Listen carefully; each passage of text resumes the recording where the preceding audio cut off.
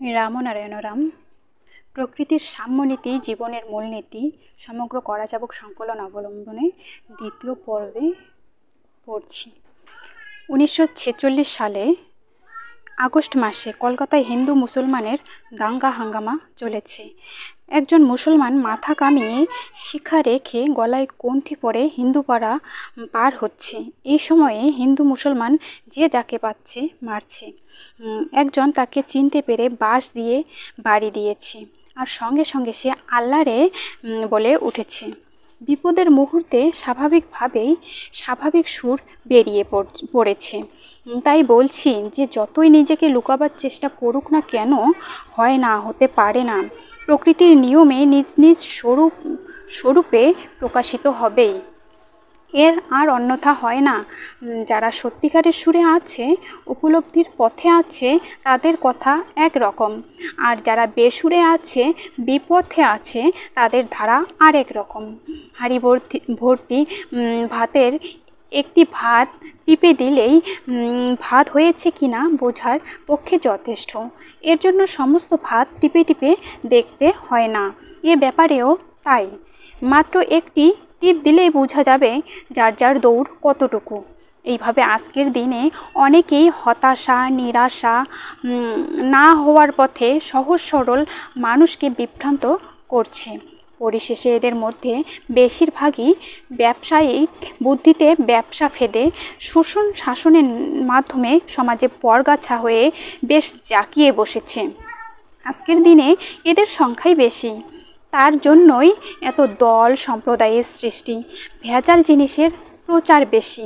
অন্যায়কারী দুষ্কৃতিকারীরা বিজ্ঞাপন আর প্রচারপত্রের মাধ্যমে ভেজাল জিনিসের প্রচার চালাচ্ছে, এবং অধিকাংশ মানুষই সেই ভেজালকেও আসল বলে মেনে নিচ্ছে। এ কথা আমি বলতে বাধ্য হচ্ছি। আজকের দিনে অনেক সাধুগুরু মহান ভেজাল হয়েও প্রচারের মাধ্যমে প্রকৃত সাধুগুরু মহান অবতার সেজে বসে আছে। এটা আমি অত্যন্ত অপছন্দ করি। প্রকৃতির এই অনন্ত সৃষ্টি ফাঁকাতেই আঁকা, কিন্তু এই ফাঁকার কোথাও ফাঁকি নেই। ফাঁকে যারা থাকবে, অন্যকে ফাঁকি দেওয়ার চেষ্টা করবে, ফাঁকির ফাঁদে তারা নিজেরাই পড়বে, এ বিষয়ে কোনো সন্দেহ নেই। কত বড় দুঃখের কথা যে সহজ সরল ভাব, সহজ স্বচ্ছন্দ সুর প্রকৃতির মহাদান। প্রকৃতির সেই মহাদানে সহজ সুরে তো কোনো কার্পণ্য বা ত্রুটি নেই। জীবনের প্রতিটি কাজে কর্মে প্রকৃতির এই অনন্ত সুরধারা ওতপ্রোতভাবে গাঁথা রয়েছে। প্রতিটি জীবের কর্তব্য সেই সুরকে জানতে জানতে সুরের পথের পথিক হয়ে এগিয়ে যাওয়া। তা তো হচ্ছে না। বেশিরভাগই সুর হারিয়ে বেসুরে চলেছে। সৃষ্টির নিয়মে প্রকৃতির নিয়মকানুন বুঝতে কোনো অসুবিধা নেই, জটিলতা নেই। প্রকৃতির পথ সহজ সরলভাবে তৈরি। সেই পথকে নানা শাস্ত্রগ্রন্থ উপদেশ নির্দেশের গোলকধাঁধায় ফেলে এমন জটিলতার পথে না হওয়ার পথে নিয়ে যাওয়া হয়েছে যে এখান থেকে আর বেরিয়ে আসতে পারছে না। ফলে নিজেদেরও নানা কৌশল, নানা ব্যবসায়ী বুদ্ধি করতে হচ্ছে, এবং নিজ নিজ দল ও সম্প্রদায়ের সংখ্যা বৃদ্ধি করার উদ্দেশ্যে নানা ছল চাতুরি ও মিথ্যা প্রবঞ্চনার মাধ্যমে সমাজকে উল্টো পাল্টা বোঝাচ্ছে। প্রকৃতির এই সৃষ্টি রহস্যে সাধারণ একটি কথাও কিন্তু সাধারণ নয়। সৃষ্টির নিয়মে প্রয়োজন বোধে বোধে কখন কোন প্রয়োজন আসবে তার আগে থেকেই রয়েছে সুবন্দোবস্ত। তারপর পরপর কীভাবে কি হবে না হবে, কোন আবহমানকাল থেকে সেইভাবে সুসজ্জিত হয়ে রয়েছে সৃষ্টির ধারা। সৃষ্টির প্রতিটি বস্তু, প্রতিটি অনুপরমাণুই যদি ধরার ধারায় সুন্দরভাবে ধরা থাকে, তবে নাই কি শুধু ভগবত দর্শন আর সিদ্ধিমুক্তি নির্বাণের কথা? এখানে শুধু ধারণা, কল্পনা আর সাধুগুরুর নির্দেশের উপর নির্ভর করছে এই বিরাট দায়িত্ব। এ কখনো হয়? কারো কোনো নির্দেশের উপর প্রকৃতির কোনো বস্তু নির্ভর করে না। যখন যখন যে নির্দেশের প্রয়োজন, প্রকৃতির সৃষ্টির ভিতর দিয়ে প্রতিটি নির্দেশ দিয়ে যাচ্ছে নিপুণভাবে। বাস্তব নিয়মে, গাণিতিক নিয়মে, যুক্তির উপর প্রকৃতির সব কিছু নির্দেশ সেই বস্তুর উপর ন্যস্ত রয়েছে। সিদ্ধিমুক্তি নির্বাণের কথা বুঝি রয়ে গেল শুধু মুখে মুখে। কল্পনা ভিত্তিক, ধারণা ভিত্তিক কোনো কথা প্রকৃতির গাণিতিক নিয়মের রাজত্বে চলতে পারে না। তাই তো এক দেশের ধর্ম অন্য দেশ গ্রহণ করতে পারছে না। এর কারণ কি? প্রমাণের অভাব। প্রমাণ না থাকায় রূপকথার গল্প কাহিনীর মতো মন গড়া কল্পনা ধারণার মাধ্যমে একজন তৈরি করেছে স্বর্গরাজ্য। সুতরাং কোনো দেশের কোনো ধর্ম, কোনো নীতি বিকাতে পারছে না সর্বদেশে সর্বকালে। জীবজগতের প্রতিটি জীবের দৈহিক ও মূল চারিত্রিক বৃত্তিগুলি প্রকৃতির সমসুরে গাথা। সর্বজীবের দৈহিক ও মূল চারিত্রিক বৃত্তি যদি এক ধরনের হয়, ক্ষুধা তৃষ্ণা এক হয়, জন্ম মৃত্যুর বাঁধনে সবাই বাঁধা থাকে, একই জল মাটি চন্দ্র সূর্য আকাশ বাতাসে পরিপুষ্ট হয়, সর্বজীব যদি এই একতার বাঁধনে আবদ্ধ হয়ে একই যোগাযোগের ধারায় যুক্ত থাকে, তাহলে বৈষম্য গিয়ে দাঁড়ালো কোথায়? প্রকৃতির ধর্মে আমি তো সর্বত্রই দেখছি একতার ধারা, একতার সুর, এক হওয়ার সুর। এখানকার তথাকথিত ধর্মের ধারা পর্যালোচনা করো। কোনো দেশের ধর্ম আছে, কোনো দেশের ধর্ম নাই। কোনো দেশের ধর্মে দর্শন স্পর্শন অনুভূতির কথা আছে, কোথাও আছে শুধু আলোর কথা, আলোয় আলোময় হয়ে যাওয়ার কথা। কোনো দেশের ধর্মে আবার বলা হয়েছে নিজেকে জানো। কে তুমি, কি, কেন এসেছো এখানে, নিজেকে জানার চেষ্টা করো, তাহলেই সব কিছু জানা হয়ে যাবে। এইভাবে ধর্মের নামে নানা হিড়িক চলেছে। সেই হিড়িকে বিভ্রান্ত হয়ে হাবুডুবু খাচ্ছে জনগণ। কেউ কোনোটা সঠিকভাবে জানতে পারছে না, তাই গ্রহণও করা হচ্ছে না। অনেক সাধু গুরু মহান সব কিছু জানার ভঙ্গিমা দেখাচ্ছে, কিন্তু ভঙ্গ হয়ে যাচ্ছে, সব বেরিয়ে পড়ছে, তাই বেশিক্ষণ সেজে থাকতে পারছে না। আমরা বলছে আগে একটা কথা বলছি, আপনি তো সব ধরতে পারছেন দেখতে পাচ্ছি। ঠাকুর বলছেন, সে কথা বলি কি করে? রাজার রাজকোষে প্রচুর অর্থ থাকতে পারে, কিন্তু তাই বলে রাজা কোনটি সচল কোনটি অচল টাকা সহজেই চিনতে পারেন। এ কথা বলার সুবিধা আছে। আমি এখানকার অর্থ বা প্রাচুর্যের মালিক না হতে পারি, কিন্তু অচল সচল চেনার অধিকার আমার থাকতে পারে। আমি এখানে সাধুগুরু মহান বনতে আসিনি। শিশু বয়স থেকে আজ পর্যন্ত লক্ষ লক্ষ মানুষকে সুরের সাথী করে সুরের পথে পৌঁছে দেওয়ার চেষ্টা করে চলেছি। আমার সেই জ্ঞানের দৃষ্টিতে অনেককে দেখছি বাজে না, সেই ঝনঝন আওয়াজ পাইনি। অনেকবার বলেছি, 5 থেকে 6 কোটি লোকের সাথে মিশেছি আমি। অনেক সাধু সন্ন্যাসীর সাথে সাক্ষাৎ হয়েছে।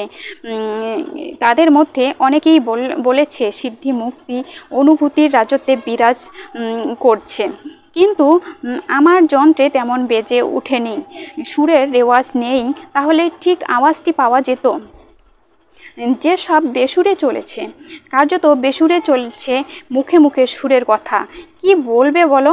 ভেজালে দেশ ছেয়ে গেছে। তার তো নমুনা তোমরা পাচ্ছই। সাগরকে যত ভাগেই ভাগ করো না কেন, ভারত মহাসাগর, প্রশান্ত মহাসাগর, আটলান্টিক মহাসাগর ইত্যাদি সাগর কোনো দিন ভাগ হয়নি, ভাগ হবে না। সমস্ত সাগরই এক যোগসূত্রে গাথা। এক দেশের নামে একটি সাগরকে ভাগ করার চেষ্টা করলেই কি ভাগ হয়ে গেল? আমরা বলি অমুক ঘাট তমুক ঘাট, তাতে সমুদ্র ভাগ হয় না।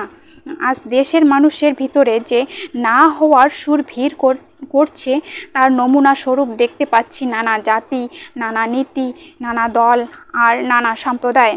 অনেকে জোড়া দেওয়ার চেষ্টা করছে মুখে মুখে, সব জাতি এক জাতি, সব ভাই এক ভাই, কিন্তু কাজের বেলা ভিন্ন ভাই। দেশজোড়া হিন্দু রাজত্ব, মুসলমান রাজত্ব, ব্রিটিশ রাজত্ব রয়ে গেল। ধর্ম ও জাতিগত বিভাগের ফলে দেশে দেশে জাতিতে জাতিতে সবাই বিভক্ত হয়ে পড়েছে।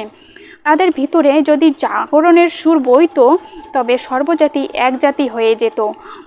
কোনো জাতির সঙ্গে কোনো জাতির বৈবাহিক সম্পর্ক নেই, জোর করে ভালোবেসে যে একটি ঘটনা ঘটে, সেগুলো খাতায় খাতায় হিসেবের মধ্যে পড়ে না।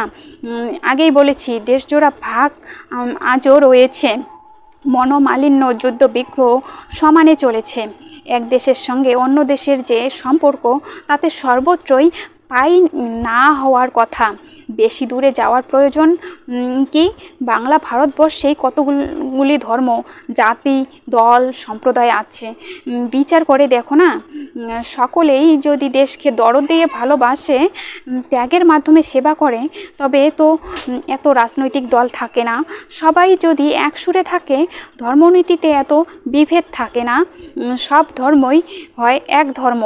আজও তো আমাদের মাঝে বিবাদ বিচ্ছেদ রয়ে গেছে। দুঃখ, ব্যথা, দারিদ্র দিনের পর দিন বেড়েই চলেছে। অধিকাংশ জনগণ শিক্ষায় দীক্ষায় বঞ্চিত, তাদের দিকে কেউ তাকায় না। দুর্দশাগ্রস্ত সমাজের উন্নতির দিকে নজর দেওয়ার ইচ্ছা কেউ প্রকাশ করছে না। মুখে মুখে কিন্তু বলছে এক হওয়া উচিত, এক করা উচিত। কার্যক্ষেত্রে ব্যবধান, অধিকাংশই নীতিভ্রষ্ট। ধর্মনীতি ও রাজনীতির ক্ষেত্রে যারা নেতা সাজছে, তাদের মধ্যে অধিকাংশই নাটকের মঞ্চে সেজেই আছে। যাত্রা অভিনয়ে দেখনি, অনেক সময় দেখা যায় রাজা মহারাজা সেজেছে, সুন্দর পাঠ করছে, কিন্তু আসলে তারা বিড়িওয়ালা, চাওয়ালা কিংবা পানওয়ালা। আজ বাংলা ভারতের বুকে রাজনীতির ক্ষেত্রে যারা নেতার আসনে অধিষ্ঠিত, ধর্মনীতির ক্ষেত্রে যারা সাধু গুরু মহান সেজেছে, তাদের মধ্যে অধিকাংশেরই মন হিংসা বিদ্বেষে ভরা, উদারতার অভাব। একজন নামগুলো নিয়ে সেজে বসে আছে। এদের কাছে কি করে মহান কাজ আশা করতে পারো? এদের মধ্যে অনেকে বাইরে বিরাট দেশপ্রেমিক, মহান অবতার, কিন্তু ভিতরে নিজ কুৎসিত বৃত্তিসম্পন্ন, লোভে ভরা, আশায় আকাঙ্ক্ষায় জর্জরিত। এরা যদি কোনো দল বা সংগঠন গঠন করে, তার থেকে কি আশা করা যায়? চোখের সামনেই জাজ্জল্যমান দৃষ্টান্ত দেখতে পাচ্ছ। কয়েক হাজার বছরের ইতিহাস পর্যালোচনা করে দেখো, সে এইভাবেই সব চলেছে চরম পরিণতির দিকে। এরা অধিকাংশই নাটকের মঞ্চে সেজেই আছে, সত্যিকারের সুর সাধক নয়। এদের অন্তরে সুরের সারা জাগেনি। আজকের পরিস্থিতিও তাই। এদের সাথে মোকাবিলা করতে হলে চেতনার বাণে সব ভাসিয়ে দিতে হবে। সত্যিকারের সুরের সন্ধান পেলে ওরা নিজেরাও বিভ্রান্ত হতো না, সমাজকেও বিভ্রান্ত করতো না। 5 থেকে 6 বছর বয়সে হারানো ছেলে 20 বছর পরে সন্ধান পেল, চিনতে পারলো কয়েকটি চিহ্ন দেখে। বাপ যখন জানলো আমার ওই রক্ত, 20 বছর পরেও মিলতে এক মুহূর্ত দেরি হলো না। আজ সবই হারিয়ে গেছে, কারো সাথে কারো মিল নেই। যেদিন জানবো আমরা এক সুরে আছি, আমরা এক রক্তের সুরে গাথা এক চন্দ্র সূর্যের নিচে বসবাস করছি, সেদিন আমাদের মিলতে অসুবিধা কোথায়? 20 বছর পরে ভাইকে খুঁজে পেয়ে বাড়িতে থাকা 3 ভাইয়ের এই ভাইকে অন্তরে গ্রহণ করে নিতে অসুবিধা হলো না। তারা জানলো তারা একই পিতার ঔরসে, একই মায়ের গর্ভজাত সন্তান। আমরাও তো তাই, আমরা একই মাটির সন্তান, একই মায়ের গর্ভজাত, একই চন্দ্র সূর্য আকাশ বাতাসে আমাদের দেহ মন তৈরি। তবে আমরা কেন পরস্পরকে ভুলে রয়েছি? আমরা কেন মিলতে পারবো না? এটা বোধগম্য হয়ে ভাই ভাইকে গ্রহণ করতে দ্বিধা করবে না। এই বোধে বোধান্বিত হলে আর এত দল সম্প্রদায়, নীচতা, বিবাদ বিচ্ছেদ থাকবে না। সুরাহা হয়েই আছে, সুরে সবাই আছে। শুধু সুরকে জেনে সবাইকে এক সুরে টেনে নেওয়াই হলো আমাদের কর্তব্য। বুঝলে? চিন্তা করে দেখো কোথায় আমরা আছি। আজকে বেশিরভাগই বৈষম্যের সুর সাধছে বলে চারিদিকে এত বৈষম্য। মুখে মুখে যতই মিলনের বার্তা শোনাও না কেন, সময় মতো আল্লাহরে বেরিয়ে যাচ্ছে। প্রকৃতির মূল সুরটি যদি সবাই ধরে নিয়ে বলতো আমরা সবাই একই সুরের পথিক যাত্রী, তবে তো কোনো প্রশ্নই আসতো না। এই জগৎ সংসার তো একান্নভুক্ত পরিবারের মতো। এখানে আমরা যদি আমাদের হারানো ভাইকে খুঁজে নিয়ে চিনে নিতে পারি, তবেই সব দেশ এক দেশ হয়ে যায়, সমাধানের পথ খুঁজে পাই। এখানে সারে গা মা এর চর্চা করে যারা সুরে প্রতিষ্ঠিত হয়েছে, সামান্য বেসুর হলেই তাদের কানে ধরা পড়ে। আর যারা প্রকৃতির অনন্ত সুরের সাধনায় তন্ময় হয়ে আছে, তারা বুঝতে পারবে না সুরে আছে না বেসুরে আছে। তুমিও বুঝতে পারবে সুর আর বেসুরের এই পার্থক্য। এত তাড়াতাড়ি বললাম, আরও বিশদ করে বললে আর একটু পরিষ্কার হতো। আরেকদিন এসো, সময় করে বলবো। আমরা বলছেন, বাবা তোমার মুখে এসব কথা শুনতে কি ভালো যে লাগছে। তুমি প্রকৃতির নীতিকে মনে প্রাণে গ্রহণ করেছো, সবসময় প্রকৃতির সুরেই তন্ময় হয়ে রয়েছো, তাই না? ঠাকুর বলছেন, প্রকৃতির সুরেই আমার সুর, প্রকৃতির সাম্যের ধারাই আমার ধারা। আমি চাই প্রকৃতির সাম্যনীতিই হোক প্রতিটি মানুষের জীবনের মূলনীতি। প্রকৃতির গাণিতিক নিয়মে সব কিছুই যে গাথা, প্রকৃতির সেই সুরের বার্তাই আমি জগৎ সংসারকে জানিয়ে দিতে চাই। প্রকৃতির কোথাও কোনো অস্পষ্টতা বা মালিন্যের চিহ্নমাত্র নেই। স্বচ্ছ সুন্দর পবিত্রতার ধারায় সৃষ্টির ধারা বয়ে চলেছে। সেই ধারায় তো আমরাও রয়েছি। আমরা যে তারই ধারাপাতা। সেই ধারাপাতা পাঠ করে করে নিজেকে জানো। তুমি কোন সুরে আছো, জগৎ কোন সুরে আছে জেনে নাও। তারপর এই দুইয়ের মাত্রায় মাত্রায় যোগাযোগের যোগসূত্র স্থাপন করো। তবেই তো হবে সুর সাধনার সার্থকতা। আমরা বলছেন, বাবা তোমাকে অনেক কষ্ট দিলাম, ধ্যানভঙ্গ করে আমাদের সাথে অনেক কথা বলতে হলো। আমাদের অপরাধ ক্ষমা করো বাবা। ঠাকুর বলছেন, ভঙ্গ আবার কি? ধ্যান আবার ভঙ্গ হয় নাকি? যতক্ষণ দেহ আছে ততক্ষণ শ্বাস প্রশ্বাসের কাজ চলে। শ্বাস প্রশ্বাস যেমন আপন মনে চলে, ভাবতে হয় না এইবার শ্বাস ফেলবো, এইভাবে ফেলবো। দেহের নিয়মাবলীর মাধ্যমে আপনা আপনি ওটি হয়ে চলেছে। সুরও তাই অবিরাম গতিতে শ্বাস প্রশ্বাসের মতো বয়ে চলেছে, সহজ ছন্দে, সহজ ধারায়। নীরবে বসে থাকলে যন্ত্রটিকে ধরে যেমন সুর সাধনা করা যায়, ঠিক তেমনি নীরবে বসে আপন মনে আপন ধারায় দেহবিনা যন্ত্রকে বাজিয়ে বাজিয়ে চলেছি। নীরবে বসার এটাই সুবিধা। আবার চলার পথে বাধাও অনেক আছে অনেক। হয়তো আমার সাধনায় আমি তন্ময় হয়ে রয়েছি, শুরু হলো ভিড়, আর্তনাদ, চিৎকার, কান্না।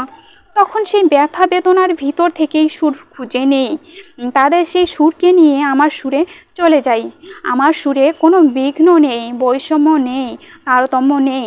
আমি কুঁড়ে ঘরে যেমন, রাজপ্রাসাদেও তাই, আবার ফুটপাতেও তাই। সর্ব অবস্থায় আমার এক অবস্থা। তবে দেহ তো মাঝে মাঝে ক্লান্তি আসে, তার জন্য নীরবে বসে থাকলে ভালো হয়। আজকাল একটু ক্লান্ত হয়ে পড়েছি, আগের মতো আর পরিশ্রম করতে পারি না। আমরা বলছেন, লক্ষ লক্ষ লোক তোমার উপর নির্ভরশীল বাবা, তোমার শরীর তো ভালো রাখা দরকার। ঠাকুর বলছেন, চেষ্টা তো করছি বাবা। আমি ইচ্ছা করলে ভালো ভালো খেতে পারি, কিন্তু ওই খাওয়া আমার কাছে বিষ তুল্য। সামর্থ্য আছে বলে স্বার্থপরের মতো নিজে ভোগ করব, ওই ভোগ আমার কাছে চরম দুর্ভোগ, মৃত্যু যন্ত্রণা ছাড়া আর কিছু নয়।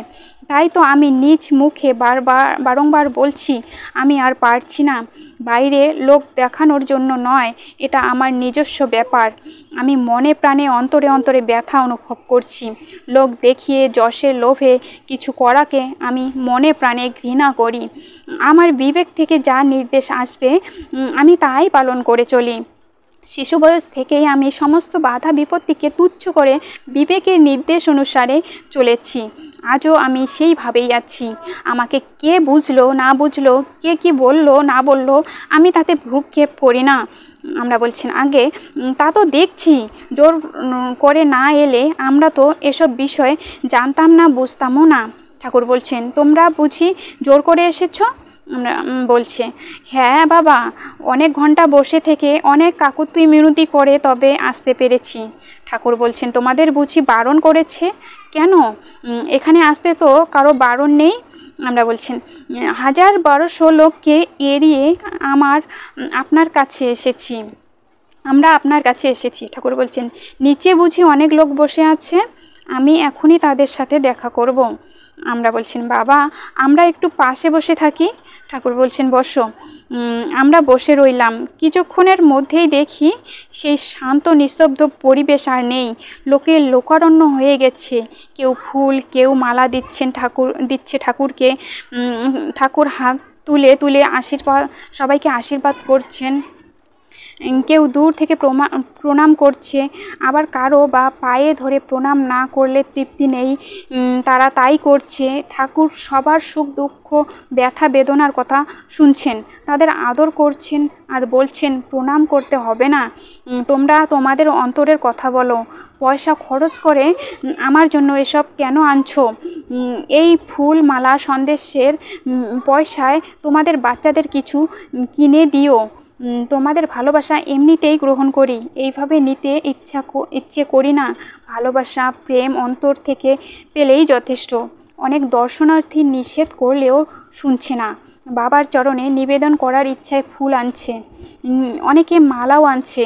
ঠাকুর বারবার বলছেন, কেন এসব আনছো? আমি অন্তর ভরে তোমাদের কোল দিচ্ছি, তোমরা তোমাদের বাবাকে সেইভাবে গ্রহণ করো। অর্থ দিয়ে মালা দিয়ে দিল কেনা যায় না, অর্থ দিয়ে মালা দিয়ে দিল কেনা যায় না। তোমরাও আমার আদর্শে চলো। এমন কথা আমরা কোনোদিন শুনিনি। চার বন্ধুই অবাক হয়ে ওর মুখের দিকে তাকাতে লাগলাম। ক্রমে দর্শন শেষ হলো, সবাই তৃপ্ত হয়ে হাসিমুখে ফিরে গেল। ঠাকুরের সামনে মালার স্তূপ হয়ে গেছে, ফুল মালা সরিয়ে ঝুড়ি ভর্তি করা হলো। সেই ঝুড়ি পরিষ্কার করতে গিয়ে 3 টাকা 25 পয়সা পাওয়া গেল। একজন কর্মী এসে বলল, বাবা 3 টাকা 25 পয়সা দিয়েছে। তিনি বললেন, তোরা নিয়ে যা। এত করে বারণ করি তবু শোনে না। আরেকবার আশ্চর্য হওয়ার পালা, এত লোক দর্শন করলো, ইচ্ছা করলে কম করেও 500 টাকা প্রণামী পেতে পারতেন, কিন্তু তিনি একটি পয়সাও গ্রহণ করেন না। আজকের দিনে এমন ব্যক্তি আছেন, স্বচক্ষে না দেখলে বিশ্বাস করা যায় না।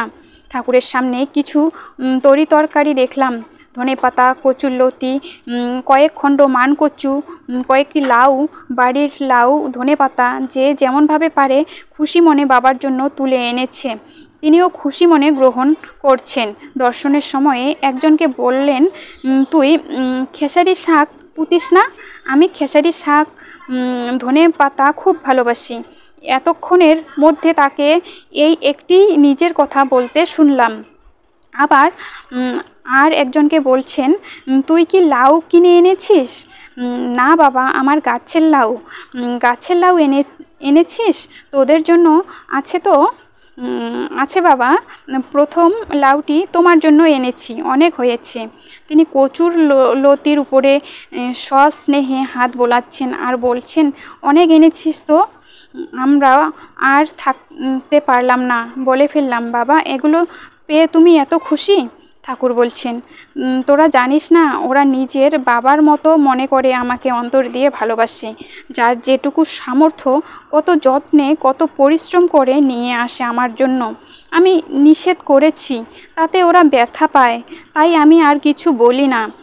আমি নিলে ওরা তৃপ্তি পায়, কাজে আরও উদ্যোগী হয়ে ওঠে। এর চেয়ে বড় আর কি আছে বলো? কায়িক পরিশ্রমে যে যা ফসল ফলিয়েছে তার থেকেই কিছু নিয়ে এসেছে তাদের বাবার জন্য। আমি তাদের নির্দেশ দিই, বাড়ির সামনে সামান্য জমিও অনাবাদি রাখবে না। তারাও উৎসাহিত হয়ে আমার আদেশ পালন করে। দর্শনার্থীদের সামনেই বলেন, তোমরা জানো না, আমিও চাষবাস করি, আমি খেতি। বহু বছর ক্ষেতের মধ্যে খড়ের ঘর করে রাত্রে ঘুমাতাম, ক্ষেত্রে জল দিতাম, রোয়া ধান পুঁততাম, ক্ষেত্র পাহারা দিতাম। কত হাজার হাজার সন্তান সেই ক্ষেত্রে কুড়ে ঘরে আমার সাথে দেখা করতে যেত। আমাকে ঠাকুর বললে আমি রাগ করতাম, বলতাম, আমাকে খেতি ভাই, চাষি ভাই বলো, আমি তাতেই খুশি হব। কর্মীরা কর্ম করুক, ধর্ম যে কর্ম ছাড়া নয়, তাই আমি চাষবাস ভালোবাসি। ধর্মে কোনো সংস্কার বা কল্পনার স্থান নেই, ধর্ম প্রত্যক্ষ সত্য। আমরা বলছেন, বাবা অনেক কথা বললাম তোমার সাথে, কয়েক ঘন্টা বসে রইলাম, কি সুন্দর লাগলো। প্রায় 1200 লোকের প্রত্যেককে তুমি আশীর্বাদ করলে, কেউ কেউ তোমাকে জড়িয়ে ধরে কাঁদছিল। ঠাকুর বলছেন, হ্যাঁ, ওদের যে অনেক ব্যথা, তাই ওরা আমাকে জড়িয়ে ধরে কাঁদে। আমি তাদের সব সময় বলি, তোমরা কাঁদবে কেন? জীবনে হতাশা নিরাশা থাকবেই, তাতে ভেঙে পড়লে তো চলবে না।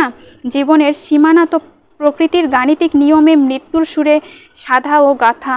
তোমরা মহাশূন্যের যাত্রী, এই স্বল্পায়ু জীবনে মৃত্যুর বাসায় বাসা বাঁধার আশা করো কি করে? যতদিন পারো নিজে বাঁচো, অপরকে বাঁচাও। রোগ, শোক, হতাশা, নিরাশা, দুঃখ, ব্যথা, বেদনা এরাই তো প্রকৃতির প্রহরী। এরাই শেষ টান দিয়ে সবাইকে টেনে নিয়ে যাবে। এদের বিদায় দেওয়া যায় না। যতই বিদায় দিতে যাবে আর একটা ঝড়ের ঝাপটা আসবে। ওদের সাথে জুঝতে জুঝতেই শেষের এই প্রহরীরা কাঁধ করে নিয়ে চলে যাবে। শ্রী শ্রী ঠাকুরের মুখে একথা শুনে অতি দুঃখের মধ্যেও অনেকে হেসে ফেলেছে। আমরা বলছি, বাবা, তথাকথিত অনেক সাধুগুরু মহান নানা উপদেশ দেয়, স্বর্গ নরক, পাপ পুণ্য ইত্যাদি সম্বন্ধে কত কথা বলে। অনেকে তীর্থে যায়, কত ধ্যান ধারণা, জপ তপ ইত্যাদি করে। এসব কি বাবা? ঠাকুর বলছেন, কেন যে এসব বলে, সারবস্তু যে কেউ পেয়েছে বুঝতে পারি না। আমার 3 কোটি সন্তানের মধ্যে একজনকেও যদি পেয়েছে বলে পেতাম, তাহলেও বুঝতাম। রাত্রে পথ হারালো সেই দিকভ্রষ্ট ব্যক্তি কি করে বলো তো? সামনে যে পথ পায় তাতেই চলতে শুরু করে। ভোর হলে দেখে একই পথে সে সারা রাত ধরে ঘুরপাক খেয়েছে। এই দান, সেই দান, ওই দান, ভিক্ষাবৃত্তি, চাঁদা, এই সেবা করো, ওই সেবা করো, এই করলে পাপ হবে, ওই করলে পুণ্য হবে। আরও আছে স্বর্গ, মত্ত, যাগযজ্ঞ, শান্তি সত্যয়ন, ধর্মের নামে সংস্কারের এই আবর্তে অনেকেই আবর্তিত হয়ে চলেছে। আমার 3 কোটি ভক্ত শিষ্যের মধ্যে অনেকে আছে যারা বহু বছর ওই সব সেবা কার্যে নিযুক্ত ছিল, কিন্তু লাভের ঘর শূন্যই রয়ে গেছে। শেষবেলায় মাথায় হাত দিয়ে বসে পড়েছে। এসব হুজুগ ছাড়া আর কিছু নয়। অনেকেই এসব হুজুগে চলে, আজও চলছে। যে যাই করুক না কেন, সুরাহা তো কিছু হচ্ছে না। এই সমাজের এই দুর্দশাগ্রস্ত দেশের জনগণ এতে কতটা উপকৃত হচ্ছে? আমি চাই সুরাহা, সন্তোষজনক সমাধান। দেশের সাধারণ মানুষ খেয়ে পরে স্বাধীনভাবে বেঁচে আছে কি না, তারা অন্তরে বাইরে এক কথা বলে কি না, দুর্নীতি ও দুর্দশার হাত থেকে তারা রেহাই পেয়েছে কি না জানতে চাই। অন্য কোনো কর্মের মূল্য আমি দিই না। বহুবার বলেছি, আমার 3 কোটি ভক্ত শিষ্য এবং তার 5-6 কোটি লোকের সাথে আমি মেলামেশা করেছি, কিন্তু একজনকেও পাইনি যার স্বর্গের চেতনা বা আত্মার চেতনা হয়েছে এবং যে স্বর্গের পথ নিজে প্রত্যক্ষ করেছে অথবা অন্য কাউকে দেখাতে পেরেছে। যদি সত্য কিছু থেকেই থাকে, একজনের ভিতরেও কি জাগবে না সেই সারার সুর? অনেকে নিষ্ঠা সহকারে স্বপাক্ষে কঠোর কৃচ্ছ সাধন করে বছরের পর বছর কাটিয়ে দিয়েছে, কিন্তু পরিশেষে দেখা গিয়েছে তারা এক জায়গায় স্পিকিং করছে। কোনো অনুভূতি, সিদ্ধি, মুক্তি, নির্বাণ কিছুই তাদের লাভ হয়নি। অনেকে আবার সাহস সঞ্চয় করে সাধুগুরু মহানদের কাছে জিজ্ঞাসা করেছে, কেন ব্যর্থ হলো তাদের সাধনা? উত্তর পায়, পূর্বজন্মের সঞ্চিত দুষ্কৃতি আছে তোমার, তুমি অভিশপ্ত, ফলে এ জন্মের কিছুই লাভ হচ্ছে না। দিয়ে দিল আরেকখানা বোরের চাল।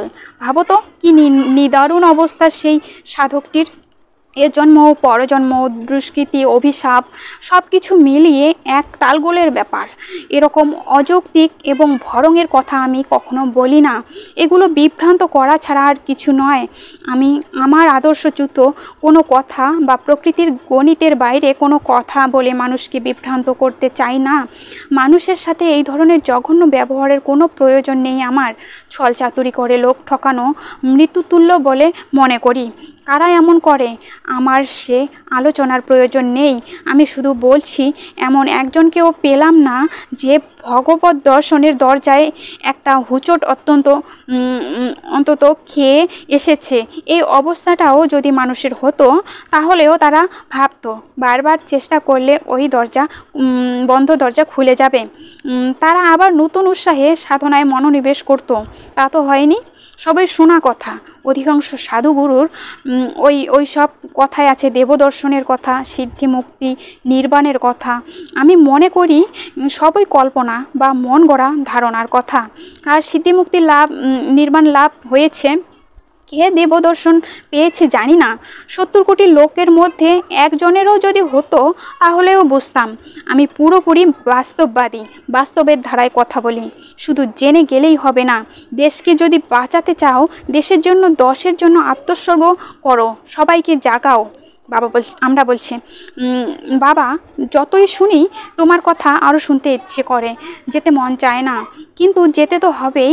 আমরা আসি বাবা। ঠাকুর বলছেন এসো। আমরা বলছি, আমরা আবার আসব তোমার কাছে। ঠাকুর বলছেন এসো। আমরা বলছেন, বাবা আমরা সচক্ষে যা দেখলাম, তোমার যে মধুর বাণী শুনলাম, সেসব যদি লিখে প্রকাশ করি, দেশের সব ভাই বোনদের জানিয়ে দেই, তোমার আপত্তি নেই তো? ঠাকুর বলছেন, তোমরা কি করবে না করবে সে তোমাদের ইচ্ছা, এসব আমাকে কখনো জিজ্ঞাসা করবে না। তোমরা জানতে চাইলে তাই ঘরোয়ানাভাবে কয়েকটি কথা বললাম, বলা আমার শেষ হলো না। আমরা বলছি, বাবা অনেকেই তোমাকে ভুল বোঝে, এত বিরাট, এত ব্যাপক তোমার চিন্তাধারা যে তোমাকে ঠিক বুঝতে পারে না। ঠাকুর বলছেন, সূর্য উঠলে পৃথিবীর একদিক আলোয় আলোময় হয়ে যায়, আরেক দিক অন্ধকার থাকে, জানো তো? কে আমাকে ভুল বুঝলো, কে বুঝলো না, তাতে আমার কি? আমি এসেছি কাজ করতে, কাজ করে যাব। আমি আমার সম্বন্ধে প্রত্যেকের চিন্তাধারা শুদ্ধ করতে দাঁড়ে দাঁড়ে যাব বলছি। আমি সবাইকে বলি, যারা বিচক্ষণ তারা কখনো ধারণার বশে অবান্তর মন্তব্য করে না, এটা অবুঝের লক্ষণ। এই শিক্ষাই আমি সবাইকে দিই। আমরা বলছেন, বাবা তোমার এই মহান আদর্শ সবার সামনে তুলে ধরা দরকার। তুমি একমাত্র সাম্যবাদের পূজারী। দেশের বর্তমান অবস্থার পরিবর্তন করে সাম্যবাদের প্রবর্তন করতে একমাত্র তুমিই সক্ষম। ঠাকুর বলছেন, সম অধিকারে থাকলে প্রত্যেকেই সাম্যবাদের পূজারী হবে। আমি একা হতে যাব কেন? তুমিও তো সাম্যবাদের পূজারী। দেশের বর্তমান অবস্থার পরিবর্তন করতে হবে, তবেই সমাজ সংসার স্বচ্ছতায় ভরে যাবে। আমরা বলছে, তোমার সাথে কথা বলে বড় আনন্দ পেলাম বাবা, এবার আসি। চলতে চলতে হঠাৎ পিছনে ফিরে তাকিয়ে দেখি বাবা আবার পাথরের মতো বসে আছেন, নিথর নিস্পন্দ, কোনো সাড়া আছে বোঝা যায় না। সত্যিই তিনি নীরব কর্মী, কখনোই নিজেকে প্রকাশ করেন না, আপন মনে আপন সুরে নিজেকে ঢেলে দিয়ে বসে আছেন। তাই তো বুঝলাম তিনি জন্মগত সুর নিয়েই অবতীর্ণ হয়েছেন। তিনি জন্মসিদ্ধ, শিশু বয়স থেকেই প্রকৃতির সুর যে তার করায়ত্ত, একথা আর বলে দিতে হয়নি। তার সাথে কিছুক্ষণ সঙ্গত করেই আমরা বুঝে নিয়েছি জন্মগত কি, জন্মসিদ্ধ কাকে বলে। সমাপ্ত এখানে। রাম নারায়ণ রাম।